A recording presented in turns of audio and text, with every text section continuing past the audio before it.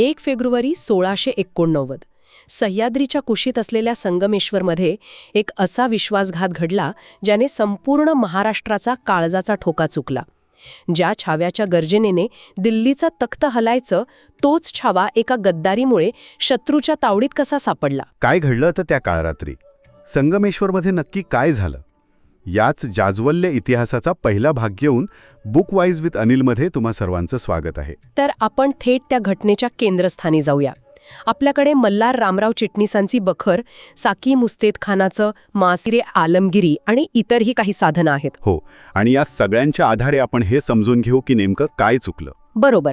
पहिला आणि सर्वात मोठा प्रश्न, छत्रपती संभाजी महाराज रायगडासारखा अभेद्य किल्ला सोडून संगमेश्वरसारख्या तुलनेने असुरक्षित ठिकाणी का थांबले होते? हो, म्हणजे याचा मूळ आहे एका घरगुती कलहात, जो पुढे जाऊन एका मोठ्या राजकीय वादळाचं कारण ठरलं. घरगुती कलह? हो. चिटणीस बकरीनुसार संभाजी महाराजांचे मेहुणे म्हणजे शिर्के घराणं आणि त्यांचे मुख्य सल्लागार कवी कलश यांच्यात प्रचंड वितुष्ट आलं होतं. अच्छा. आणि हे साधंसुधं भांडण नव्हतं. शिर्क्यांनी थेट संभाजी महाराजांच्या मुलाला म्हणजे शाहूंना हाताशी धरून गादीवर बसवण्याचा कट रचला होता. अरे बापरे, म्हणजे हा तर थेट राजद्रोहाचा प्रकार झाला. घरातूनच एवढा मोठा धोका? अगदी. मग महाराजांनी या बंडावर अत्यंत कठोर कारवाई केली, शिर्क्यांची पूर्ण वाताहत केली. आणि मग ही कारवाई यशस्वी झाल्यानंतर पुढील लष्करी मोहिमांची दिशा ठरवण्यासाठी आणि कदाचित थोड्या विश्रांतीसाठी ते संगमेश्वरला थांबले होते. म्हणजे एक मोठं संकट टळल्यामुळे थोडासा निवांतपणा मनात असावा. बरोबर. पण दुर्दैवाने हाच निवांतपणा त्यांच्यासाठी सर्वात मोठी चूक ठरला. आणि याच चुकीवर चिटणीस बखर नेमकं बोट ठेवते. त्यातील एक उल्लेख तर अक्षरशः अंगावर काटा आणणार आहे. कुठला उल्लेख? आणि ही गाफील वृत्ती इतकी होती की काही विश्वासू लोकांनी महाराजांना धोक्याची सूचना देऊनही त्यांनी त्याकडे लक्ष दिलं नाही. सूचना दिली होती? हो. बखरीत उल्लेख आहे की काही जणांनी त्यांना अक्षरशः विनवलं, अद्यापि सावध राहावे, वेळ अजून गेलेली नाही. आणि तरीही त्यांनी ऐकलं नाही? नाही. उलट त्यांनी सुचवलं की आम्ही तुम्हाला पाठीशी बांधून पन्हाळगडावर सुरक्षित पोचवतो. पण महाराजांनी ते नाकारलं. म्हणजे स्वतःच्या पराक्रमावर असलेला प्रचंड आत्मविश्वास कुठेतरी नडला असं दिसतंय. पण सैन्य किती होते त्यांच्यासोबत? अगदीच नगण्य. साधारण 100-125 सैनिकच त्यांच्यासोबत होते. फक्त 100-125? एका सार्वभौम राज्याच्या छत्रपतीसाठी ही संख्या तर खूपच कमी होती. हो ना. आणि याच परिस्थितीचा फायदा मुकर्रब खानाने उचलला. आता आपण त्या प्रत्यक्ष हल्ल्याकडे येऊया. मुकर्रब खान, औरंगजेबाचा एक अत्यंत धूर्त आणि क्रूर सरदार. बरोबर. तो कोल्हापुरात होता. पण तिथून संगमेश्वरपर्यंत येण्याची खबर मराठ्यांना कशी लागली नाही? आपली गुप्तहेर यंत्रणा काय करत होती? हाच तर या घटनेतला सर्वात मोठा आणि न सुटलेला प्रश्न आहे. साकी मुस्तैद खानाच्या मासिरे आलमगिरी या ग्रंथात या हल्ल्याचं वर्णन येतं. काय सांगतो तो ग्रंथ? त्यानुसार मुकर्रब खानाला त्याच्या गुप्तहेरांकडून पक्की खबर मिळाली की संभाजी महाराज संगमेश्वरमध्ये आहेत आणि पूर्णपणे बेसावध आहेत. ही खबर मिळताच तो कोल्हापूरहून निघाला. पण कोल्हापूर ते संगमेश्वर हे अंतर काही कमी नाही. तो काळ लक्षात घेता हा प्रवास खडतर होता. डोंगर, दऱ्या, घनदाट जंगल. हो. आणि यातून एवढं मोठं सैन्य घेऊन येताना कुणालाच पत्ता लागू नये हे खरंच अविश्वसनीय वाटतं. पण ते घडलं. खरे, मुकर्रब खानाने हा प्रवास इतक्या प्रचंड वेगाने आणि गुप्ततेने केला की मराठ्यांच्या टेहळणी यंत्रणेला अक्षरशः गुंगारा दिला. मासिले आलमगिरी म्हणते की त्याने संगमेश्वरवर एकाएकी चाल करून हल्ला चढवला. एकाएकी? म्हणजे मराठ्यांना विचार करायला, शस्त्र हातात घ्यायला अजिबात वेळ मिळाला नाही? अजिबात नाही. कल्पनाच करवत नाही त्या क्षणाची. सगळीकडे शांतता आहे आणि अचानक शत्रू तुमच्या छावणीत घुसतो. काय झालं असेल तिथे? एकच गोंधळ उडाला. हल्ल्याची तीव्रता इतकी होती की सुरुवातीलाच एक बाण थेट कवी कलशांच्या खांद्याला लागला आणि ते जखमी झाले. अच्छा. जे काही थोडेफार सैनिक होते त्यांनी प्रतिकार करण्याचा प्रयत्न नक्कीच केला. पण अचानक झालेल्या हल्ल्यामुळे त्यांची दाणादाण उडाली. कोण कोणाशी लढतंय काहीच कळत नव्हतं. आणि याच गोंधळात महाराजांना पकडण्यात आलं. आता इथून पुढे आपल्याला वेगवेगळ्या साधनांमध्ये वेगवेगळी माहिती मिळते, बरोबर? अगदी. प्रत्येकजण त्या क्षणाचं वर्णन आपापल्या दृष्टिकोनातून करतो. आपण मासिरे आलमगिरीपासून सुरुवात करूया. ठीक आहे. तो ग्रंथ काय सांगतो?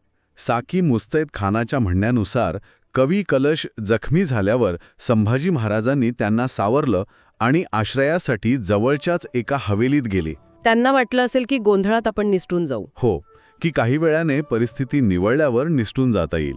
पण शत्रू त्यांच्या विचारापेक्षा जास्त हुशार निघाला. म्हणजे मुकर्रब खानाचे गुप्तहेर दबा धरून बसले होते.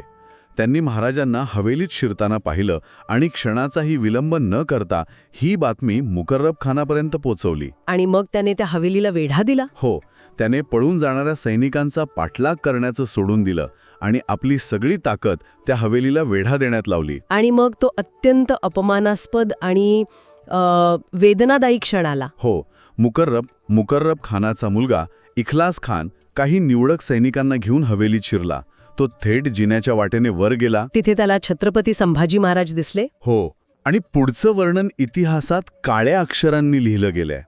इखलास खानाने थेट संभाजी महाराजांचे केस धरले, त्यांना फरफटत उडत जिन्यावरून खाली आणलं. अरे रे. आणि बाहेर उभ्या असलेल्या मुकर्रब खानाच्या हत्तीच्या पायाशी अक्षरशः फेकून दिलं. हे ऐकूनही रक्त सळसळतं. एका सार्वभौम छत्रपतीचा शिवाजी महाराजांच्या पुत्राचा असा अपमान. या घटनेत फक्त महाराज आणि कवी कलशच सापडले का? नाही, मासिरे आलमगिरीनुसार या दोघांसोबत त्यांचे 25 प्रमुख सरदार आणि त्यांचे कुटुंबीय, म्हणजे बायका मुलांसकट. हो, बायका मुलांसकट कैद झाले. एकाच गावात मराठा साम्राज्याचा शिरच्छेद करण्याचा हा प्रयत्न होता. हे झालं मुघल दरबारातील इतिहासकाराचं वर्णन. पण इतर साधना काय सांगतात? म्हणजे खाफी खान काहीतरी वेगळं सांगतो ना? हो, खाफी खान या घटनेत थोडं नाट्यमय वर्णन जोडतो. काय म्हणतो तो? त्याच्या मते लढाईत कवी कलशाच्या उजव्या हाताला बाण लागल्याने ते निकामी झाले आणि त्यांना कैद करण्यात आले. पण संभाजी महाराज हवेलीत नाही तर जवळच्याच एका देवळात लपले होते. देवळात. आणि पुढे काय? खाफी खान पुढे एक धक्कादायक दावा करतो. तो म्हणतो की महाराजांनी आपली ओळख लपवण्यासाठी स्वतःचे केस कापले होते आणि संपूर्ण अंगाला राख फासून एका साधूचा वेश घेतला होता. थांब, हे जरा विचित्र वाटतंय. एक राजा जो शेवटच्या श्वासापर्यंत लढण्यासाठी ओळखला जातो, तो ओळख लपवण्यासाठी वेषांतर करेल? बरोबर. हाच प्रश्न पडतो. खाफी खानाच्या या वर्णनामागचा हेतू काय असू शकतो? महाराजांची प्रतिमा मलिन करण्याचा हा प्रयत्न होता का? ही शक्यता नाकारता येत नाही. खाफी खान औरंगजेबाच्या कारकिर्दीचं वर्णन करताना अनेकदा मुघलांची बाजू उचलून धरतो. त्यामुळे छत्रपती संभाजी महाराजांनी प्रतिकार करण्याऐवजी पळ काढला हे दाखवून तो मुघलांच्या विजयाला आणखी मोठं स्वरूप देण्याचा प्रयत्न करत असावा. अगदी. त्यामुळे या वर्णनावर पूर्ण विश्वास ठेवता येत नाही. म्हणजे आपल्याकडे 2 प्रमुख वर्णनं झाली, एक हवेलीतील अटकेचं आणि दुसरं देवळातील वेषांतराचं. या व्यतिरिक्तही काही उल्लेख आहेत का? तारीखे दिलकुशा या ग्रंथात तो या अटकेचं कारण एका तिसऱ्याच गोष्टीला देतो. अच्छा, तो काय म्हणतो?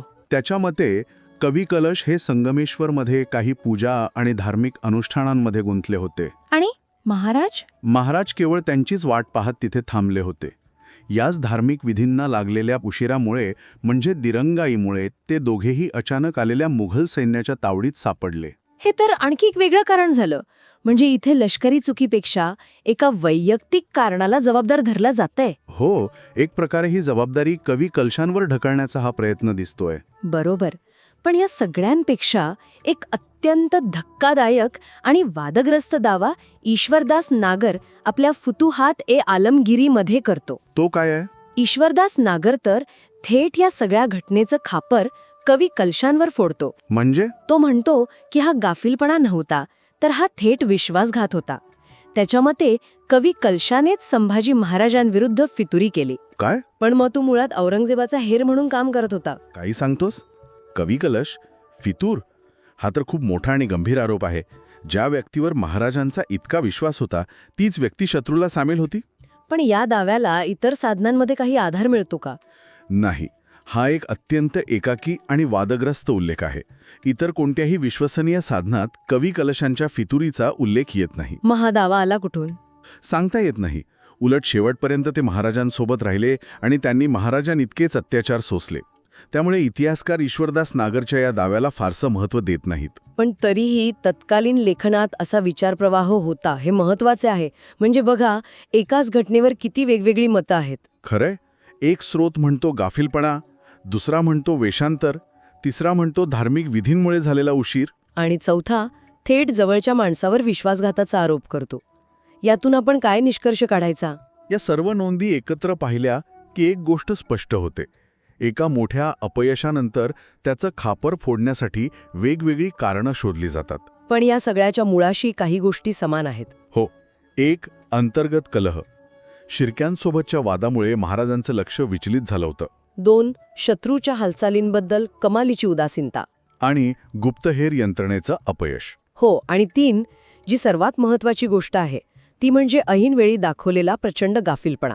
धोक्याची सूचना मिळूनही त्याकडे केलेलं दुर्लक्ष, ही एक चूक सगळ्यावर भारी पडली. खरंय, या सगळ्या घटनाक्रमाचा शेवट एका वाक्यात करायचा झाला तर त्यासाठी जेधे शकावलीतील तो उल्लेख पुरेसा आहे. त्यात फक्त एका ओळीत या घटनेचं सार सांगितलं आहे. शेख निजाम दौड करून येऊन उभयांतास जीवितच धरून नेले. म्हणजे शेख निजाम अर्थात मुकर्रब खान वेगाने आला आणि त्याने दोघांनाही जिवंत पकडून नेले. जीवितच धरून नेले हे 2 शब्द काळजाचा ठोका तुकवतात. एका सिंहाच्या छाव्याला, रणांगणावर शत्रूला धूळ चारणाऱ्या एका पराक्रमी राजाला शत्रूने जिवंत पकडलं. हीच मराठेशाहीचा इतिहासातील सर्वात मोठी आणि दुःखद घटना होती. इथूनच त्या काळ्या अध्यायाला सुरुवात झाली. एका पर्वाचा संगमावर अंत झाला. महाराज कैद झाले, पण औरंगजेबाची क्रूरता तर अजून सुरू व्हायची होती. बादशहाने महाराजांची अशी धिंड काढली जी पाहून दगडही रडले असते. पण या अपमानास्पद दरबारात कवी कलशाने असं काय म्हटलं की औरंगजेब आपल्या सिंहासनावरून खाली उतरला? पाहायला विसरू नका पुढचा भाग, धिंड आणि स्वाभिमान.